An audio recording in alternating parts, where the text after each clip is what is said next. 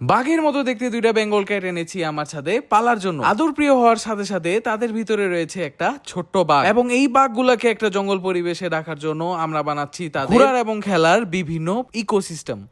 গত 3 মাস ধরেই প্ল্যান করছি ছাদে বেঙ্গল প্রজাতির বিড়াল পালার। প্ল্যানিং 3 মাস আগের হইলেও পালার শখটা কিন্তু বহু বছরের। তবে অবশেষে পূরণ হয়েছে আমার শখটা। আমার ছাদে চলে এসেছে দুইটা বেঙ্গল ক্যাট, যারা বসবাস করতে যাচ্ছে আমার ছোট্ট জঙ্গলে। আমি নিয়েছি দুই প্যাটার্নের দুইটা ফিমেল বেঙ্গল ক্যাট। প্রথমেই পরিচয় করে দেই আমার লেপার প্রিন্টের বেঙ্গল ক্যাটের সাথে, যার অসাধারণ বডি প্রিন্টের জন্য তাকে অনেকটাই মনে হয় একটা ছোট্ট বাঘের বাচ্চা। দেখতে বাঘের মতো হইলেও তার নেচার এন্ড বিহেভিয়ারটা অনেক ভালো, মানে সব সময় না আর কি। তারপর আপনাদের সাথে পরিচয় করে দেই কিং চিতাদের মতো দেখতে মার্বেল প্যাটার্নের বেঙ্গল। সে এখনো আমাদের সাথে খুব একটা ফ্রেন্ডলি হয়নি, আদর তো করতে দেই না, সাথে একটু নীরবে থাকতে পছন্দ করে, তাই তাকে খুব একটা ডিস্টার্ব আমরা করি না। আস্তে আস্তে চেষ্টা করছি বেঙ্গল ক্যাট গুলাকে আমার সাথে ফ্রি করা, এবং এটার বেস্ট ওয়ে আমি মনে করি ইজ ক্যাট ট্রিটস। মজার এবং হেলদি ক্যাট ট্রিটস ইউজ করলে নতুন আসা স্ট্রেস বিড়ালরাও অনেক তাড়াতাড়ি ফ্রেন্ডলি এবং নর্মাল হয়ে ওঠে। আমি ইউজ করি ওয়াম্পি এর ডিফারেন্ট ফ্লেভারস এর ক্যাট ট্রিটস, যেটায় কোনো প্রিজারভেটিভস নেই, কিন্তু আছে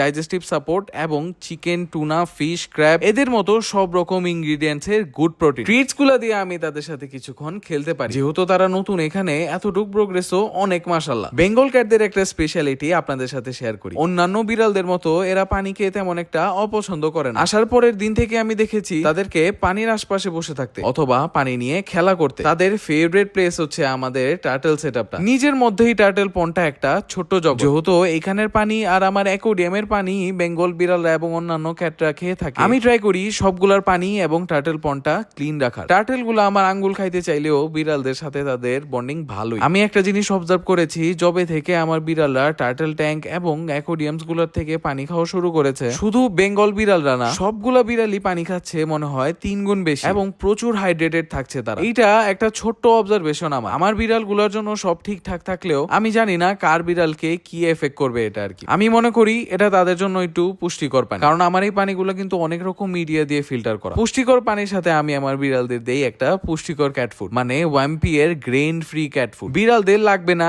এমন কোনো ইনগ্রেডিয়েন্টস যেমন সোয়া, গ্রেনস, প্রিজারভেটিভ, এইসব বাদ দিয়ে রিয়েল অ্যানিমাল প্রোটিন দিয়ে বানানো হয় এই ক্যাট ফুড। আমি আমার বিড়ালদের ওয়াম্পি এর চিকেন, টুনা, ফিশ এর মতো সব ফ্লেভারসই খাওয়ায় থাকি, এবং আমার নতুন আসা বেঙ্গলদেরও সব বিড়ালদের সাথে এগুলা ভালো স্যুট করেছে। আমি প্ল্যান করেছি এই বিড়াল রুমে যেহেতু ডিফারেন্ট ইকোসিস্টেমের সাথে আমার একটা বিশাল ক্যাট ট্রি রয়েছে, এই ঘরে আরো অনেকগুলা গাছ দিয়ে সাজাবো, যাতে বিড়ালগুলা যখন এই ক্যাট ট্রিতে এমন ঘুরে বেড়াবে দেখে যাতে মনে হয় বাঘের বাচ্চাগুলা জঙ্গল থেকে উকি দিয়ে দেখছে আমাদের। আস্তে আস্তে জঙ্গল হওয়ার এই পুরো প্রসেসটা আপনারা দেখতে পারবেন আমার আপকামিং রিলস গুলা। দেখা হবে আপনাদের সাথে আবার নেক্সট ভিডিওতে। টাটা।